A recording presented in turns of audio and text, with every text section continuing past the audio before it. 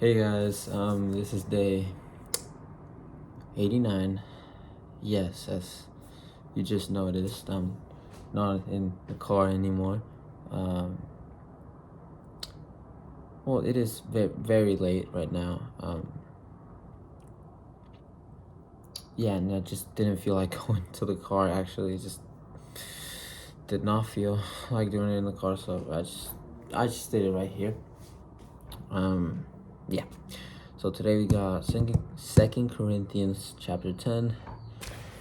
And I might as well just do it as, yesterday's video. That I just picked I don't know why I feel like it feels weird to say like I picked verses and talking them because it feels, like cherry picking, which is not exactly a good thing. But yeah, again, it's,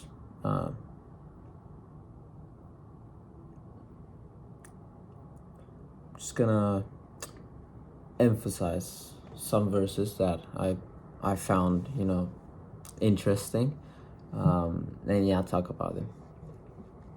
Okay, so in chapter 10 verse 3 and 4 it says, "For though we walk in the flesh, we are not waging war according to the flesh. For the weapons of our warfare are not of the flesh, but have divine power to destroy strongholds." Okay, since we are a new creation in Christ, right?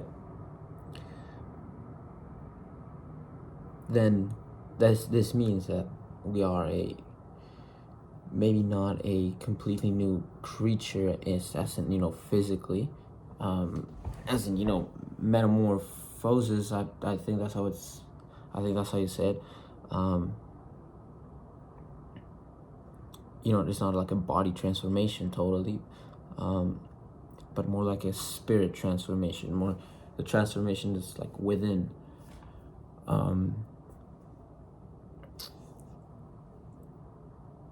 And again, in this spiritual transformation, we give up. Well, if this transformation is to be valid or evident, is again, we leave our old ways. We stop living how we used to live before knowing Christ. This means that we face hardship in a different way, in a Christ-like way, and we also face again glory in a Christ-like way. For example, in hardships, when something bad happens, because bad stuff is going to happen. When bad stuff happens, we don't let these consume us. We don't let these be our guides. Yeah, we don't let these problems keep us suppressed, but we respond to it again, as Jesus would, which in some ways it might not look so different on the outside, and in other ways it will look different on the outside. But the important thing is and especially in hardships, to reflect Christ in order to grow as a believer. And in glory, for example, let's say you win an award. Okay? And yeah, it feels good, right? Sure, people are, clapping for you and, whatever. It's very easy to, take pride in this, to think, oh, I did this all by myself, or I deserve this, or yes, again, it's like being narrow-minded, because of, again, the pride you feel in the moment after receiving, like in this instance, in this example, such prize. But again, since again we are a new creation in Christ, then we are to behave as Christ. and Christ was the humblest person, the humblest human that lived on this earth. So, I mean, we are to follow this example. We are to be humble whenever we are praised. Again, this in order to reflect Christ. That's the whole point. That's the whole point, to reflect Christ in everything we do. And when we let our emotions, when we put our desires over this goal or in the way between us and achieving, reflecting Christ 100%, when we let, our flesh, our desires get in the way, then, I mean, we are limiting ourselves. We're not letting God work through us fully. We're being like I don't know, just a vessel that it can only be used in very specific situations, and it's not flexible. Which is, again, I mean, we're supposed to be, open to anything that the Lord wants us to do in order for His will to be in order for His will to be to happen on this earth. Yes, that was that. And verse 5 and 6, we destroy arguments and every lofty opinion raised against the knowledge of God, and take every thought captive to obey Christ, being ready to punish every disobedience when your obedience is complete. Which again, and the key part here is take every thought captive to obey Christ. Which again, in every thought, every, temptation that you have that does not really, that maybe does not reflect Christ, and maybe it goes against what Christ told us to do or to not do, we are to, take it captive and analyze it. Is this thought leading me to sin, or is it, pulling me away from sin and leading me to God? And if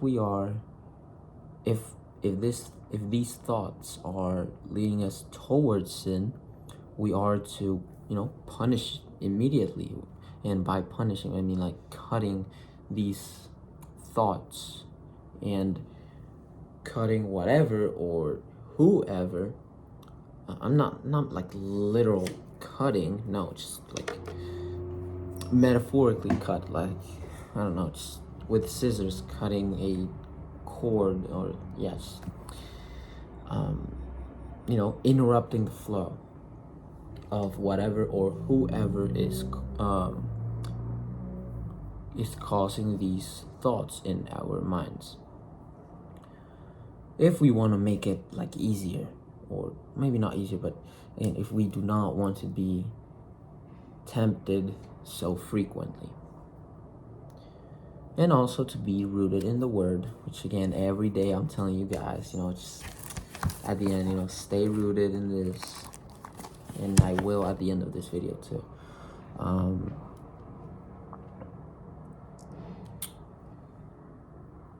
Okay, and then verse 10 and 11, which again, this needs context in order for, so like it can be understood. And is that, again, since I have said that, like, the context of this is that some of the Corinthians, not precisely, or maybe, I don't know if some of the like Corinthians in the church, but some people of Corinth were trying again were speaking falsely of Paul.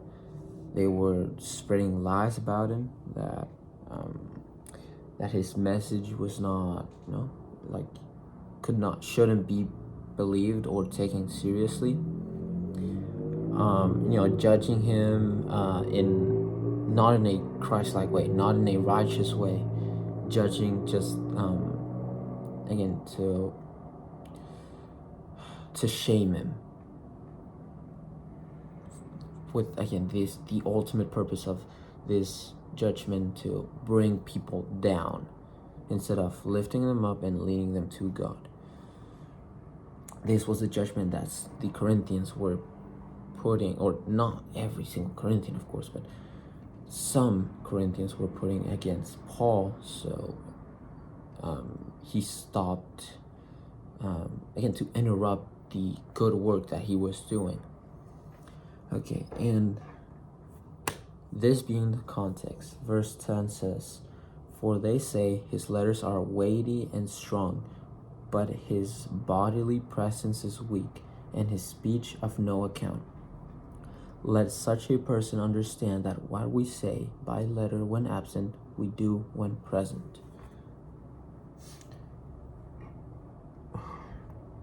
Again, St. Paul, again, highlights the importance of not only knowing the word, but actually doing the word. Not just, again, adopting this like Christian scholar, or just like, Bible know-it-all person in public, but also to not only live the word in public when other people are watching you, but also in private. And since our main goal, our ultimate goal, should be to please God, who is always watching us and hearing us,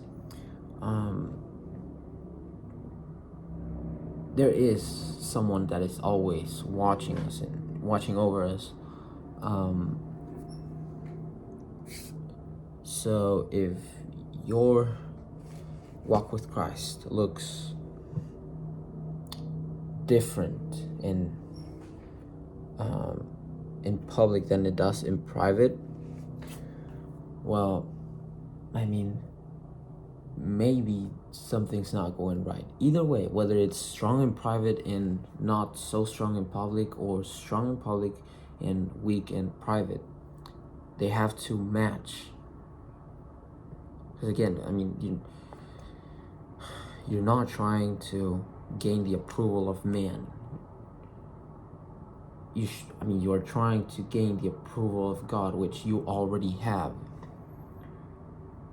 And our main goal is to please God with our good works. That is how we serve. That is how we bring God's will into this earth. Just again, live the word independently of who you are with and where you are. And yes, I felt a little bit of a hypocrite there, because today I didn't exactly do this at 100%. I totally could have done way better.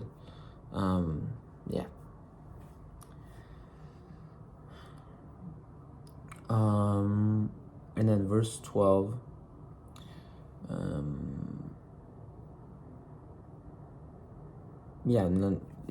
Verse 12, last verse for today that I want to emphasize is, "Not that we dare to classify or compare ourselves with some of those who are commending themselves, but when they measure themselves by one another and compare themselves with one another, they are without understanding."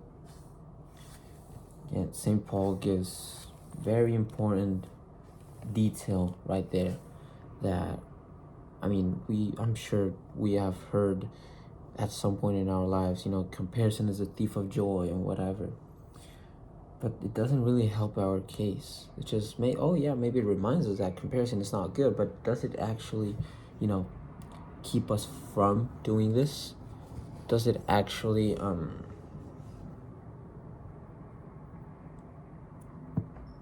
yeah, does it actually prevent us from doing this, from comparing ourselves with others, for being jealous of others, for having more than us? I mean, no. But he does. Again, this is why, like, the detail that he gives here, that those who compare themselves with others,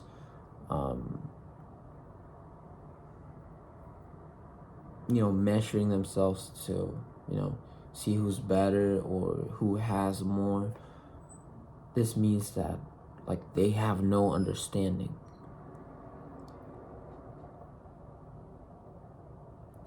And understanding of what? If, like, when you compare yourself to someone, you instantly are lacking understanding, of course, but of what? Of what? The understanding of what God is capable of doing in your life. I mean, overnight, God could just make you rich. He could, a gazillion dollars could just pop up out, like, next to your bed. I mean, all with the word.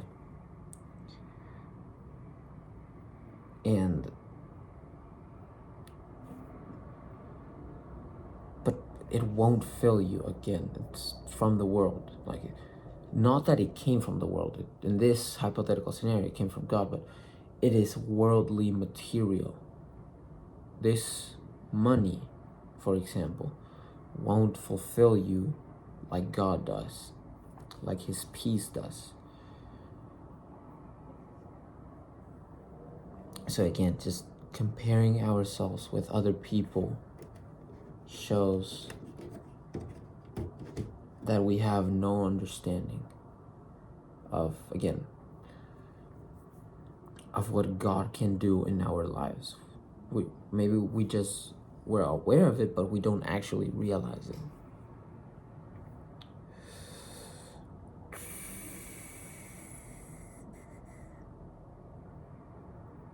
Yeah, that's pretty much it.